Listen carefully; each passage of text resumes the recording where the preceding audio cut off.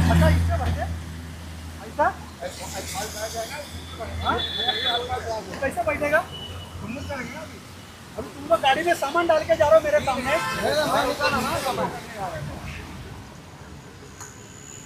अरे किसी का गड्ढा कौन भरेगा सब ये? कहाँ से कहाँ तक भरना है आपको? कहाँ से भरना है? ये जहाँ तक भरना है।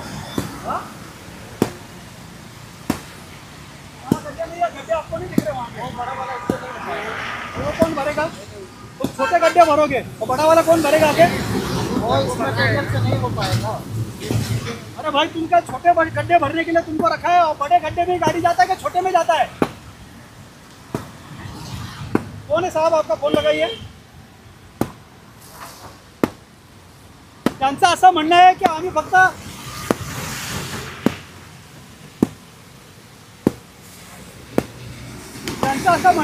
फक्त लहान खड्डे भरतोय।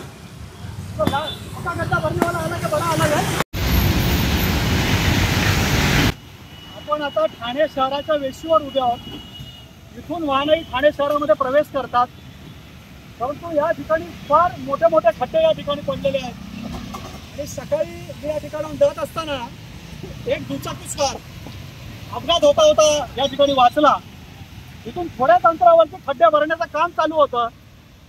त्या यंत्रणेला विचारलं की मी तिथून तो 1 फुटावरती खड्डा होता, म्हटलं हा खड्डा तुम्ही का नाही बुजवला? तर त्यांनी सांगितलं की आम्ही फक्त लहान लहान खड्डे बुजवत आहोत, आम्ही मोठे खड्डे बुजवत नाही आहोत। म्हटलं कुठले खड्डे तुम्हाला बुजवायचे? त्यांनी मला एक पॅच दाखवता की एवढ्याच पॅच पुरता खड्डा आम्ही बुजवतोय। ते कॉन्क्रीट पर्यंत, कॉन्क्रीट पुढे जे खड्डा बुजवणारी यंत्रणा आहे ती त्या ठिकाणी वेगळी आहे। मग म्हटलं या पुलावरती जे खड्डे पडले आरओबी वरती, रेल्वे ओव्हरब्रिज वरती, ते खड्डे कोण बुजवणार? नाही म्हणजे ते खड्डे आमच्याकडे नाही आहेत। काही दिवसापूर्वी आम्ही असं ऐकलं होतं की या यंत्रणांना आदेश दिले गेलेले होते की यंत्रणा कुठलीही असो खड्डे बुजवले गेले पाहिजेत, याचा त्रास हा नागरिकांना झाला नाही पाहिजे। परंतु इथे आल्यानंतर हे लोक वेगवेगळे पॅच दाखवतात। आमची जबाबदारी या पॅच पुरती आहे, आमचा दोषदायित्व कालावधी याच्या पुरता आहे, ही MMRDAची हद्द आहे, ही सार्वजनिक बांधकामची हद्द आहे, या ठिकाणी महानगरपालिका काम करते। माझं म्हणणं इतकंच आहे की आता पावसाळ्याला सुरुवात झालेली आहे आणि पावसाळ्याच्या सुरुवातीला ही जर परिस्थिती असेल तर पावसाळ्यामध्ये काय हाल होतील।